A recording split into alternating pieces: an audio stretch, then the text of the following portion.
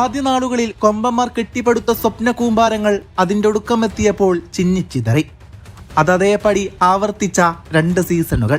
David James മുതൽ Ivan Vukomanovic വരെ നീണ്ടു നിൽക്കുന്ന പരിശീലക പരമ്പരയിൽ നിർണായക നിമിഷങ്ങൾ പലതും അരങ്ങേറിയെങ്കിലും കന്നിക്കിരീടമെന്ന മോഹം കിട്ടാക്കനിയായി കൂടെ കൂടുന്നു.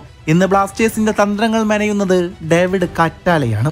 ISL സംഘാടകരായ FSDL-ഉം ഓൾ ഇന്ത്യൻ ഫുട്ബോൾ ഫെഡറേഷനും തമ്മിലുള്ള കരാർ പുതുക്കുന്നതുമായി ബന്ധപ്പെട്ട തർക്കങ്ങളാണ് ലീഗ് ഇത്ര വൈകാൻ കാരണമായത്.